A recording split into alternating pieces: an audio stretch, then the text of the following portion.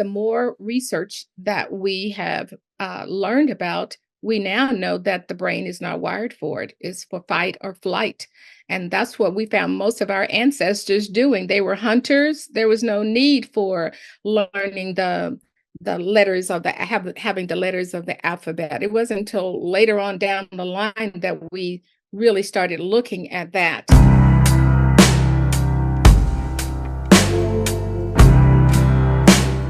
So now I'm trying to look at our ancestors several thousands of years ago. Of course, who didn't have books, but they have the painting on the wall, and somebody coming to decode what they are painting. And sometimes you have these little tiny things along what they are drawing. Of course, this is dating back several thousands of years ago.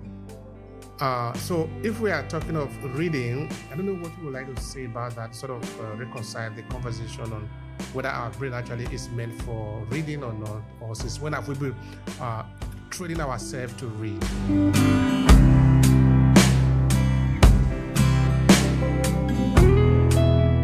Thank you for checking out this video. Are you getting enough value from it? You see, this video was created for the purpose of adding value to you. So if this video make any sense to you, let me know in the comment section below. I'm interested in understanding what you take away from this video and if it makes sense to you, so we can provide more. Now let's return to the video. It is a plan. It's a guide. And as my colleagues read through it, they're going to see a constructive cognitive pathway to guide kids, not only for phonics, but also to move them to comprehension, because that's what we really want kids to be able to do.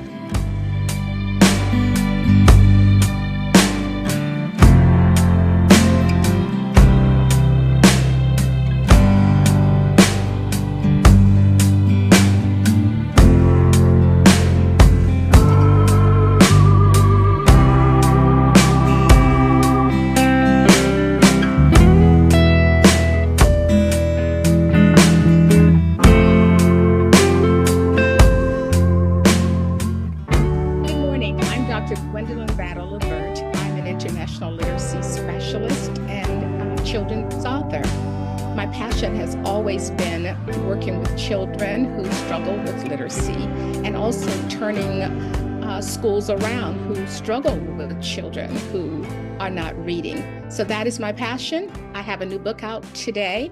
Well, not today, but I have a new book that's coming out in December. So I'm excited to talk about it. So thank you. That's lovely. So this book is important for the way that you put the title, Who Say I Can't. That is really very interesting as a title. So let's talk about that for a moment. What is about that title? Well, that's a great question to start off with. Who says I can't?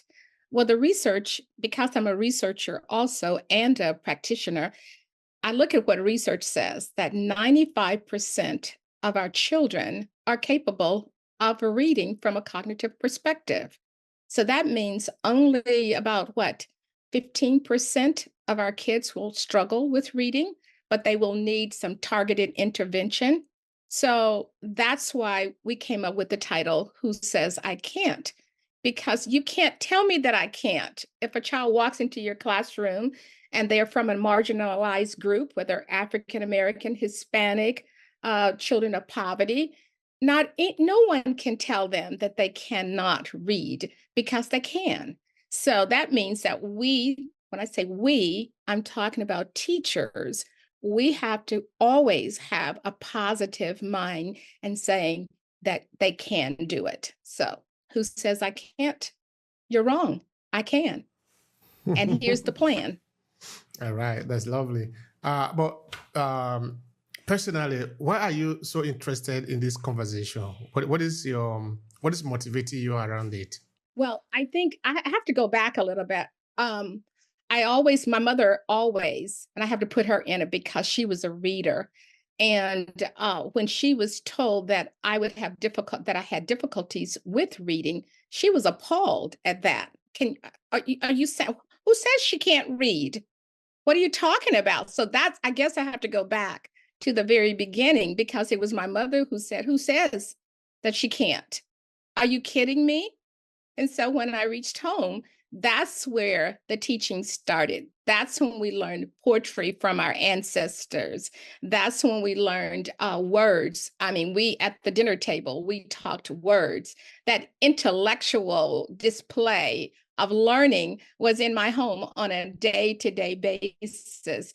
So I said right then, I want to be a first grade teacher, and all of my kids will be reading. And I started first grade as a teacher.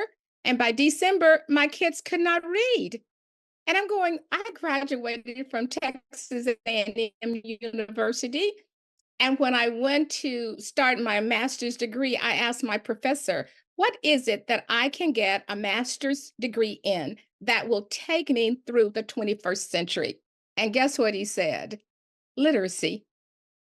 And so when I went back to my class, and by Christmas time, my kids weren't reading, I said, there's one thing that we have to hook our heads, our brains on, and that is the culture that we come from in order for us to be good readers. And I said, as a teacher who has been on this journey to help children read, why have I not hooked culture onto the skills that I'm teaching my kids? So I started reading and writing stories that really cause kids to want to read stories about people that they could find in their communities. And then I hooked the those vowels that they needed to. I understood the connection of the brain. So I started putting those patterns in there. But first thing, I got on my knees and I asked God to forgive me that I had forgotten what I told him I wanted to do when I was a first grader and how my mother helped me. And I was so busy trying to move through the curriculum, page after page after page, that the school district wanted me to do, that I had forgotten my purpose. And so by the end of the school year, there were 4 housing projects around my school. See, I get too excited about this. Housing there were 4 housing projects around this school.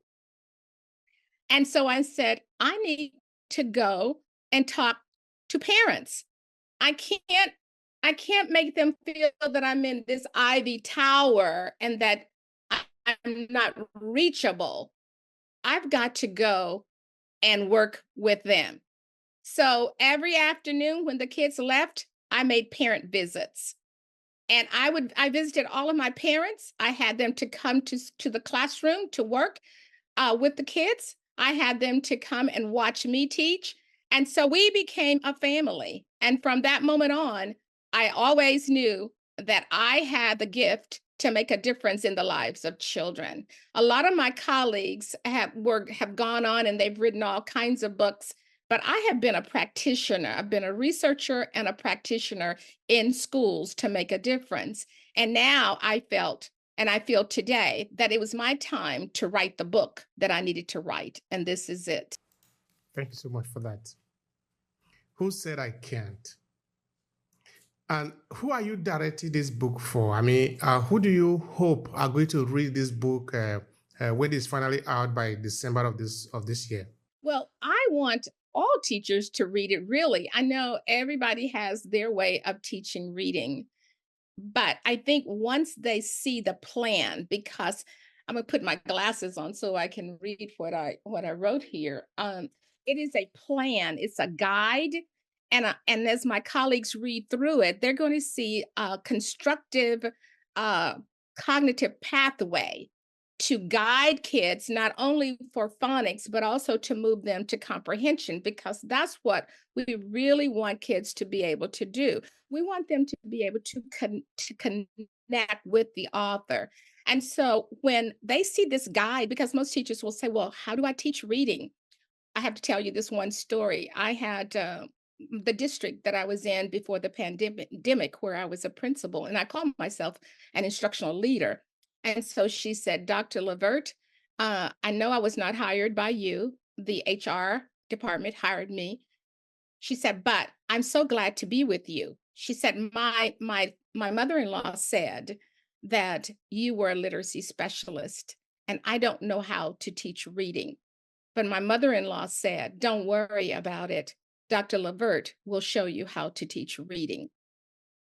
And so, with that in mind, there are so many teachers who are coming out of colleges of education who understand the methodology and pedagogy of reading, but they really don't understand. Hi, and thank you for checking out this short clip from Obehi Podcast. I'm Obehi Ewanfo, the host of the Obehi Podcast. This short clip was created from a full episode where we dive deep into this conversation. To see the entire video, all you need to do is to click on the link in the description of this video. Now, while you are there, I want to share something with you quickly.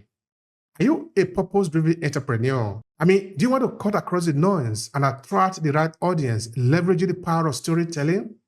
Now, pay attention. I'm currently working on a signature program to help you own your story and stand out for the competition. It's a 5-step journey to help reshape your professional and business narrative so you can drive success and stand out in the competition. And in less than 90 days. The link is what you see on your screen, academy.aclasses.org/story. Now, this is what we have understood.